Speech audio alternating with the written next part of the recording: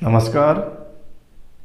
आज हम भारत की जनसंख्या वृद्धि के जो मुख्य तथ्य हैं उस पर आज चर्चा करेंगे। इससे पहले हमने जनसंख्या वितरण को लेकर के बात की थी, तो आपके जो तथ्यात्मक जो बिंदु हैं जनसंख्या वृद्धि दर से संबंधित उन पे बात कर लेते हैं। तो देखते हैं कि आज जनसंख्या वृद्धि किसे कहते हैं। तो दो समय बिंदुओं के बीच किसी क्षेत्र विशेष में रहने वाले लोगों की संख्या में परिवर्तन, और इसकी जो दर को हम प्रतिशत में अभिव्यक्त करते हैं। इसके साथ में अगर दशकीय वृद्धि दर निकालनी हो तो हम इस फॉर्मूले के द्वारा दशकीय वृद्धि दर को ज्ञात कर सकते हैं। G बराबर P2 minus P1 upon P1 into 100। तो इस फॉर्मूले से दशकीय वृद्धि दर जनसंख्या में आप प्राप्त कर सकते हो। P1 यहाँ क्या है, तो P1 है आधार वर्ष की जनसंख्या और P2 क्या है, वर्तमान वर्ष की जनसंख्या। अगर ये दोनों डाटा अपने पास में हैं तो हम दशकीय वृद्धि दर ज्ञात कर सकते हैं। तो इस प्रकार का फॉर्मूला भी पूछा जा सकता है। इसके बाद भी हम देखते हैं कि जनसंख्या वृद्धि के घटक, तो जनसंख्या वृद्धि के मुख्य रूप से दो घटक हैं। एक है आपका नेचुरल या प्राकृतिक और दूसरा इंडक्ट या अभिप्रेरित। तो ये नेचुरल और इंडक्ट क्या होते हैं, या प्राकृतिक अभिप्रेरित जो घटक हैं जनसंख्या वृद्धि के, ये क्या होते हैं। तो इसके बारे में हम देख लेते हैं कि प्राकृतिक वृद्धि में इसका विश्लेषण, प्राकृतिक वृद्धि का विश्लेषण हम कैसे करें कि इसका विश्लेषण अशोधित जन्म और मृत्यु दरों से निर्धारित किया जाता है। तो हमारे पास में प्राकृतिक वृद्धि दर के डाटा उपलब्ध हो जाएंगे और इसमें अशोधित जन्म और मृत्यु दरों से निर्धारित हम करते हैं कि कितने जन्मे एक वर्ष में और कितने की मृत्यु हुई। इस प्रकार से पंजीकरण पे आधारित है ये। दूसरा है अभिप्रेरित वृद्धि में हम किस प्रकार से इसको देखते हैं कि किस प्रकार से वृद्धि हुई है और किस प्रकार से कमी हुई है किसी क्षेत्र में। तो ये देखते हैं इसमें किसी दिए गए क्षेत्र में, कोई भी क्षेत्र है या प्रदेश है, उसमें देखते हैं कि लोगों के अंतर्वर्ती और बहिर्वर्ती संचलन की प्रबलता द्वारा स्पष्ट किया जाता है। यानी कि अकस्मात कितने लोग उस क्षेत्र में आए और कितने लोग उस क्षेत्र से गए। तो इस आधार पर अभिप्रेरित जो जनसंख्या वृद्धि है उसको स्पष्ट किया जाता है। नेक्स्ट है कि भारत की जो दशकीय वृद्धि दर की हम अगर बात करते हैं तो दशकीय वृद्धि दर यहाँ 2001 और 2011 के बीच में, तो यहाँ तक जो वृद्धि रही थी वो इन समय के बीच में जो वृद्धि रही वो रही 17.64%। और भारत की जनसंख्या की वार्षिक वृद्धि दर की अगर आप बात करते हैं, ये तो थी दशकीय वृद्धि दर और ये है वार्षिक वृद्धि दर। तो यहाँ दोनों के डाटा है उस पर थोड़ा सा अंतर है। तो यहाँ स्पष्ट आप कर लेना कि भारत की दशकीय वृद्धि दर, तो 10 सालों के बीच में कितनी वृद्धि हुई थी भारत में, तो उसकी वृद्धि दर का आंकड़ा है अपने पास में 17.64%। जबकि भारत की जनसंख्या की वार्षिक वृद्धि दर की जब आप बात करते हो तो इसका डाटा है अपने पास में 2.4% है। नेक्स्ट हम देखते हैं कि विभिन्न जो समय में किस प्रकार की भारत की जनसंख्या में वृद्धि रही, या स्थिर अवस्था रही या ऋणात्मक वृद्धि दर्ज की गई या जनसंख्या विस्फोट की स्थिति इसमें पैदा हुई। तो उन चीज़ों को अपन देख लेते हैं कि 1901 से 1921 की अवधि को, ये आपको ध्यान रखना होगा, 1901 से 1921 की अवधि को भारत की जनसंख्या की वृद्धि की रुद्ध अथवा स्थिर प्रावस्था कहा जाता है। तो स्थिर प्रावस्था या रुद्ध प्रावस्था कौन से समय में रही है जनसंख्या को लेकर के, तो आपको ध्यान रखना होगा 1901 से 1921 की जो बीच की अवधि थी, इस बीच में भारत की जो जनसंख्या वृद्धि की स्थिति रही वो रुद्ध अथवा स्थिर प्रावस्था मानी जाती है। तो ये आपको ध्यान रखना है। इससे संबंधित प्रश्न बन सकते हैं, कहीं से भी कोई भी प्रश्न बना दिया जा सकता है। यहाँ ये नहीं है कि यही प्रश्न आएगा, लेकिन इस प्रकार के प्रश्न आते हैं तो आपको खुद को ध्यान रखना होगा। नेक्स्ट हम बात कर लेते हैं कि 1911 से 1921 के दौरान, 1911 से और 1921 के बीच में ऋणात्मक वृद्धि दर दर्ज की गई। यानी कि भारत का ऐसा एक समय था कि 1911 से 1921 के बीच का एक ऐसा समय था जिसमें जनसंख्या वृद्धि में ऋणात्मक वृद्धि दर दर्ज की गई थी। इसके बाद में हम देखते हैं कि 1921 से 1951 के दशकों, 1921 से 1951 के जो दशक रहे हैं, इनके बीच का जो समय रहा है, इन दशकों में जनसंख्या की स्थिर वृद्धि की अवधि के रूप में जाना जाता है। तो आपको ध्यान रखना कि स्थिर वृद्धि की अवधि के रूप में कौन से समय को जाना जाता है, तो 1921 से 51 का जो समय रहा है वो स्थिर वृद्धि की अवधि के रूप में इसे जाना जाता है। जबकि 1901 से 1921 के जो मध्य की अवधि रही है उसको रुद्ध या स्थिर प्रावस्था माना जाता है जनसंख्या के दृष्टिकोण से। इसके बाद में 1911 से 1921 के जो 21 का जो समय, इसका जो समय रहा है, इसमें ऋणात्मक वृद्धि दर्ज की गई थी। तो यह आपको ध्यान रखना है।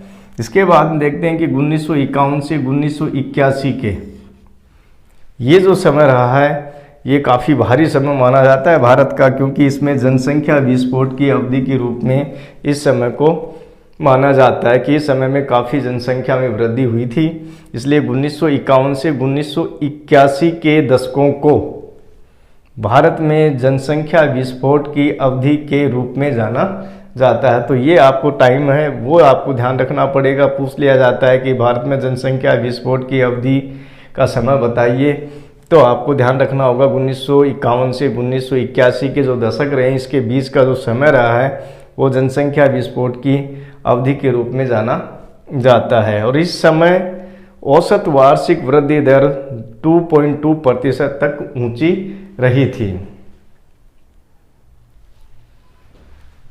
नेक्स्ट हम देखते हैं कि विश्व विकास रिपोर्ट द्वारा यह प्रक्षेपित किया गया कि 2025 तक भारत की जनसंख्या 135 करोड़ को स्पर्श करेगी। इसका मतलब था कि विश्व विकास रिपोर्ट ने यह पाया कि जिस प्रकार से भारत की जनसंख्या में वृद्धि हो रही है, तो 2025 तक इसकी स्थिति क्या होगी, एक अनुमान तय उन्होंने बात की। तो इस रिपोर्ट में उन्होंने बताया कि भाई 2025 तक भारत की जनसंख्या 135 करोड़ को स्पर्श कर लेगी, 135 करोड़ तक हो जाएगी। इसके बाद हम देखते हैं कि वर्तमान में किशोरों और यहाँ किशोरों का जो उम्र दी है, आयु दी है, वो दी है 10 से 19 वर्ष। यानी कि भारत में 10 से 19 वर्ष के लोगों को किशोर अवस्था में माना है। तो यहाँ इस वर्ष का जो आयु वर्ग का अंश है ये 20.9% है 2011 की जनगणना की रिपोर्ट के अनुसार, जिसमें बात करते हैं कि 52.7% किशोर और 47.3% किशोरियाँ सम्मिलित हैं। तो वो इसी अवस्था में आती हैं, इसलिए कहा कि वर्तमान में किशोरों अर्थात 10 से 19 वर्ष का आयु वर्ग का अंश 20.9% है। नेक्स्ट हम बात करते हैं कि राष्ट्रीय युवा नीति NYP 2014, राष्ट्रीय युवा नीति NYP 2014 अर्थात फरवरी 2014 में आरंभ की गई। क्या 2 फरवरी 2014 में राष्ट्रीय युवा नीति आरंभ की गई। इसका जो था कि जो भारत के युवाओं के लिए एक समग्र दूरदर्शी प्रस्ताव रखती है, कि इन्होंने जो नीति बनाई इनके युवाओं के लिए, तो उसमें ये बनाया कि इनका विकास कैसे हो। नेक्स्ट है कि राष्ट्रीय युवा नीति 2014, राष्ट्रीय युवा नीति 2014। तो राष्ट्रीय युवा नीति कब लागू की गई, 2014 में की गई। ये आपको ध्यान, NYP 2014 क्या है, NYP क्या है, तो राष्ट्रीय युवा नीति है ये चीज़ें ध्यान में रखनी है।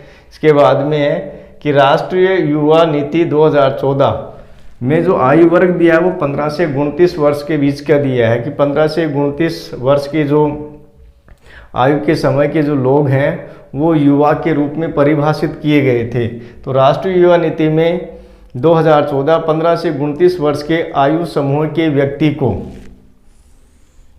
क्या कहा गया, युवा के रूप में परिभाषित करती है। तो जनगणना 2011 के अनुसार युवाओं के लिए जो परिभाषित है उनकी उम्र रखी गई है 15 से 29 वर्ष, और राष्ट्रीय युवा नीति 2014 के अंतर्गत ये परिभाषा दी गई है युवाओं के लिए। तो ये आपको ध्यान रखना है। इसके बाद में बात करते हैं कि भारत सरकार ने 2015 में कौशल विकास तथा उद्यमिता के लिए नीति बनाई। तो ये आपको ध्यान रखना है कि 2015 में कि भारत सरकार ने 2015 में कौशल विकास तथा उद्यमिता के लिए नीति बनाई। तो ये है कि भारत सरकार ने कब कौशल विकास तथा उद्यमिता के लिए नीति बनाई, तो आपको ध्यान रखना होगा 2015 में बनाई, जिसका उद्देश्य क्या रहा कि देश भर में हो रही कौशल से संबंधित गतिविधियों के लिए एक रेखा प्रदान करना रहा था। नेक्स्ट हम बात करते हैं कि जनगणना 2011 के अनुसार देश की कुल जनसंख्या का 68.8% गाँव में निवास करता है। तो इसका मतलब ये है कि जनगणना 2011 के अनुसार देखें तो 68.8% जनसंख्या भारत की गाँव में निवास करती है, इसलिए इसको गाँव का देश भी कहा जाता है। भारत गाँव में बसा हुआ है ऐसा भी कहा जाता है। 2011 की जनगणना के अनुसार भारत में 6,40,867 गाँव हैं। 2011 की जनगणना के अनुसार भारत में 6,40,867 गांव हैं, ये संख्या बताई गई है। नेक्स्ट देख लेते हैं लिंगानुपात। लिंगानुपात क्या होता है, किसे कहते हैं, तो प्रति 1000 पुरुषों पर महिलाओं की संख्या को लिंगानुपात कहा जाता है। अर्थात कि 1000 पुरुषों पर महिलाओं की क्या स्थिति है, महिलाओं की कितनी संख्या है किसी क्षेत्र में, तो वहाँ आपको लिंगानुपात की स्थिति मिलेगी। यहाँ लिंगानुपात का जो फॉर्मूला है, जो सूत्र है, वो है कुल स्त्रियों की संख्या बटे कुल पुरुषों की संख्या गुणा 1000, अर्थात 1000 पुरुषों पर महिलाओं की संख्या कितनी है, तो इससे प्राप्त किया जाता है किसी भी क्षेत्र में। नेक्स्ट देखते हैं कि वर्ष 2011 के अनुसार भारत का लिंगानुपात 943 बताया गया है। तो ये आप ध्यान रखिए, ये प्रश्न पूछा जा सकता है कि वर्ष 2011 के अनुसार भारत का लिंगानुपात कितना है, तो 943 है। नेक्स्ट देखते हैं कि राष्ट्रीय औसत से अधिक लिंगानुपात वाले भारत में राज्य कौन कौन से हैं।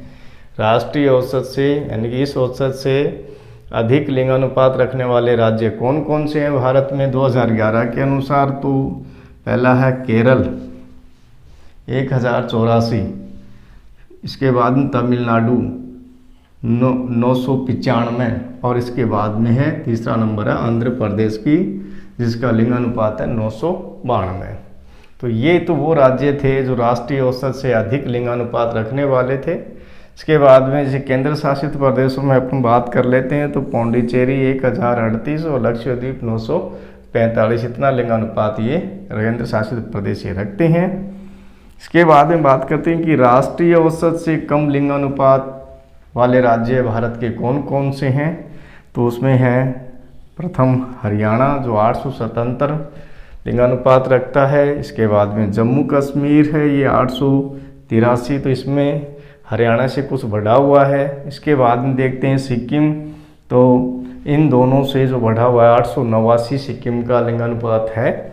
तो ये आप इसकी लिंगानुपात की स्थिति देख सकते हैं। बाकी जो कुछ शेष रह गया है वो अपन नेक्स्ट वीडियो में देखेंगे। धन्यवाद।